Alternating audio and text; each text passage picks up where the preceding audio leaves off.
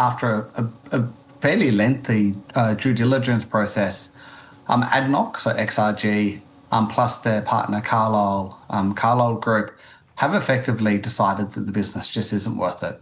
And a couple of factors that sort of sit below that.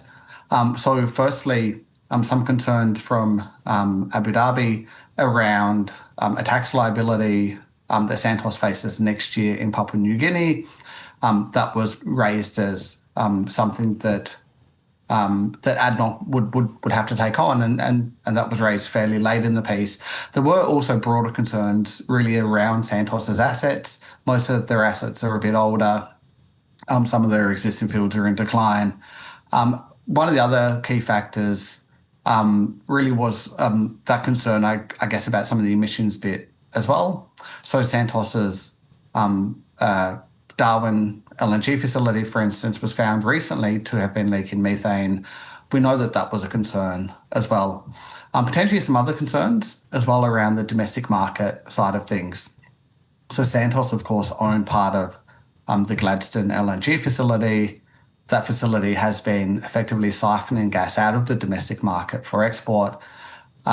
Their contract, the key contract that facility has with Kogas, is due to expire in 2031. Santos are likely looking to extend that. It's pretty hard to see how that actually gets extended given the current gas market climate on the East Coast and government reforms around that. And so I think that a range of factors have basically led Abu Dhabi to walk away from it. Yeah, so the bid dropped, but, it was the largest in the history of the Australian Stock Exchange. What was the opinion of it from, various quarters? So I think that from Santos's point of view, and certainly the point of view of their investors, I'm sure they welcomed the bid. It would have been, I think, really quite extraordinary in terms of the underlying value of Santos, and really would have marked a reversal of previous attempts to sell Santos. So Santos had previously attempted to sell its assets twice and had failed. This is now its third failure. Then I think if we think about, say, some of the domestic market gas users, particularly here in Eastern Australia, I'm not sure that they were overly happy about it. It was pretty clear that ADNOC were pursuing Santos in order to bolster its LNG portfolio, so really about export markets.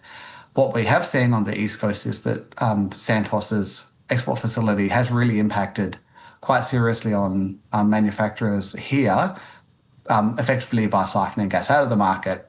And so I think that there really was some concern domestically from gas users around whether the bid would be in our national interests. XRG not the first to abandon a bid for Santos.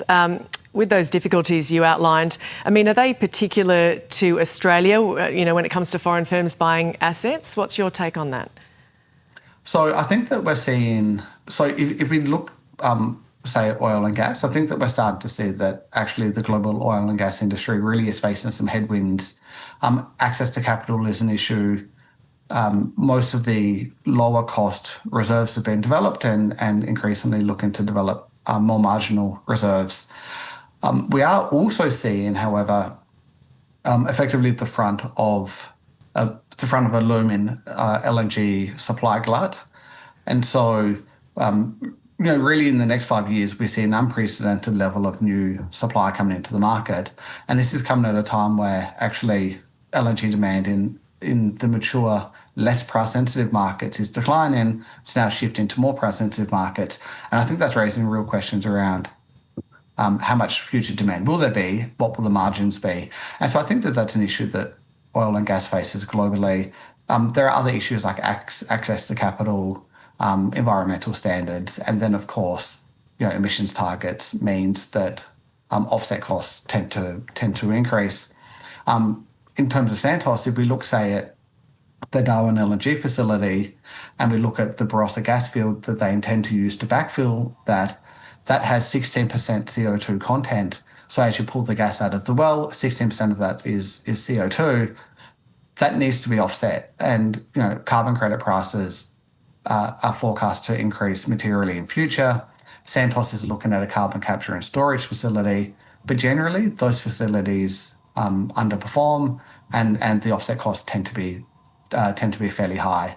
And so I think that it's not just Santos. It is probably more a global issue.